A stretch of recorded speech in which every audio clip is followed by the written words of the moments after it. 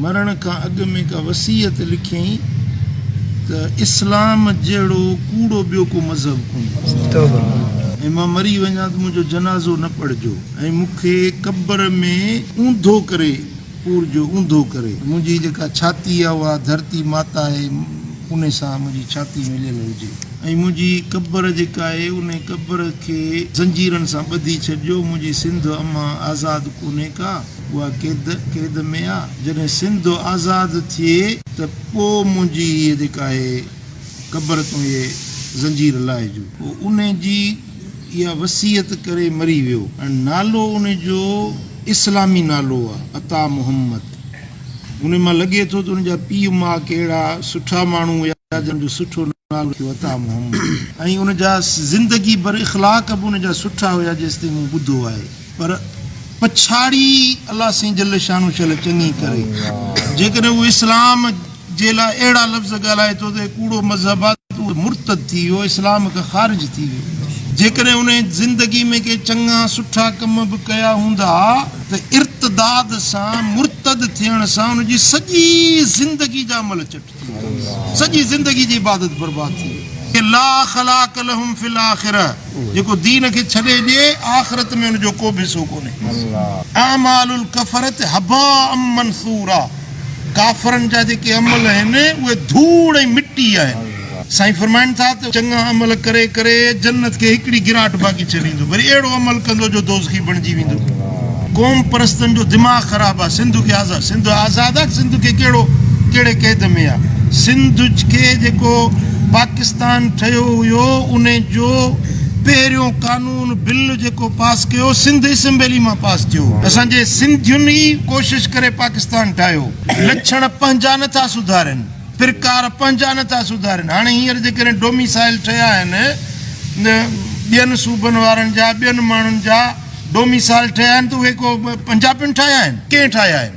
उहे असांजा ई सिंधी आहिनि न, ऑफिसर जेके आहिनि उहे सिंधी आहिनि न, उहे असांजा ई फ़र्द आहिनि जन इहो वेसाघाती कई आहे न। असां पंहिंजा प्रकार सुधारियूं, पंहिंजा किरदार सुधारियूं, पंहिंजे क़ौम पंहिंजे वतन जे लाइ ख़ैर ख़्वाह थियूं, पंहिंजा सॼण थियूं त छो नथो असांखे हिसो असांजो मिले? पाकिस्तान जो ठहणु असांजे लाइ रब जी नेमत आहे, अलाह जो इनाम आहे। पाकिस्तान आज़ादु मुल्क असांजो आहे।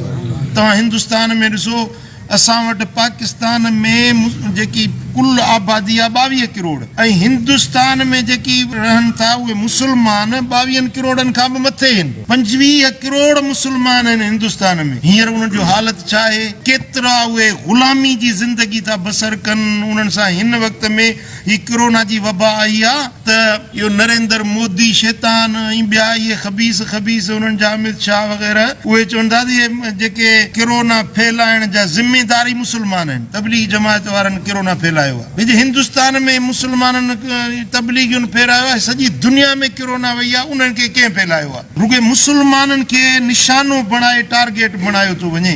कश्मीर में ॾिसो कीअं मुस्लमाननि सां छा हालत कई थी वञे पई। कायदे आज़म जे मथां उनजे क़ब्र ते अलाह जी लख रहमत हुजे। उन ॿ क़ौमी नज़रियो पेश कयो त असां मुस्लमाननि जी क़ौम जुदा, असांजो मज़हब जुदा, असांजी रहणी करणी, असांजी नशिस्त बरख़ास्त, असांजी सकाफ़त तहज़ीब सभु जुदा आहे।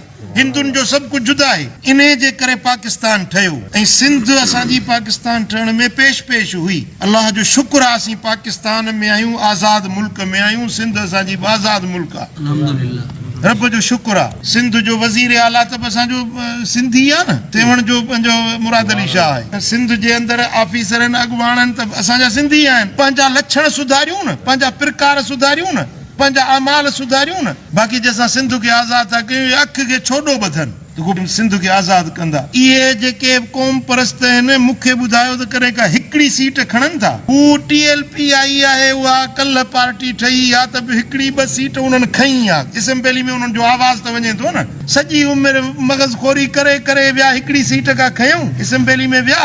माण्हुनि तव्हांखे मोट ॾिनी, माण्हुनि में तव्हांजी कहिड़ी मुहबत आहे जो तव्हां चओ था त असां सिंध खे आज़ादु कराईंदासीं?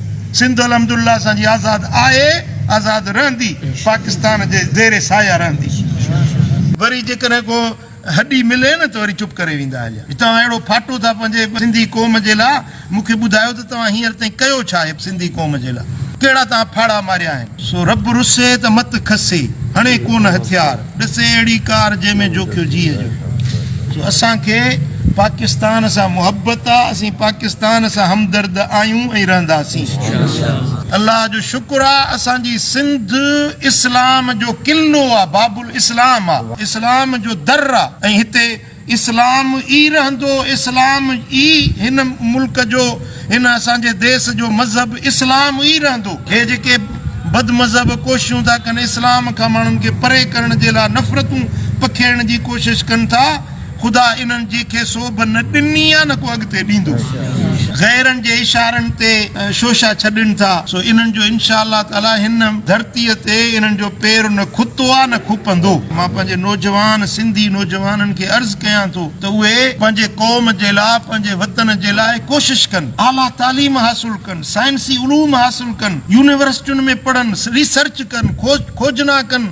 ॿाहिरियुनि मुल्कनि में वञनि PhD कनि आला खां आला तालीम हासिल कनि साइंसदान बणजनि सुठा बहितरीन सियासतदान बणजनि पंहिंजे वतन जो सिंध जो नालो रोशन ईअं कनि बाक़ी इहो इस्लाम खां दूर थी वेंदा इस्लाम कूड़ो मज़हब आहे कहिड़ो तुंहिंजो सचो मज़हब आहे कहिड़ी तो सचाई ॾेखारी आहे पंहिंजे क़ौम सां जे इस्लाम खे तूं कूड़ो थो चईं त तूं कहिड़ो सचो आहीं पंहिंजे देश सां पंहिंजे क़ौम सां सो मां पंहिंजे नौजवाननि खे अर्ज़ु कंदुसि त उहे इल्मु पिराइनि इल्मु हासिल कनि यूनिवर्सिटियुनि में उन्हनि जी फस्ट पोज़ीशन अचणु खपे पंहिंजे मुल्क जो नालो रोशन करण जे लाइ पंहिंजे सिंध जो नालो रोशन करण जे लाइ उहे जदीद साइंसी टेक्निकी उलूम हासिल कनि ऐं महिनत कनि कोशिशि कनि लगन कनि असांजे सिंध जा आलिम असांजे सिंध जा अकाबिर अहिड़ा बि हुया जेके मस्जिद नबवी में वेही अरबनि खे पढ़ाईंदा हुया अरबनि जा उस्ताद हुया असांजे सिंध जा आलिम अल्लाह ताला जल शानो असांजे वतन जी हिफ़ाज़त फरमाईंदो अल्लाह तबारक व ताला पाकिस्तान खे क़यामत ताईं क़ाइम ऐं दाइम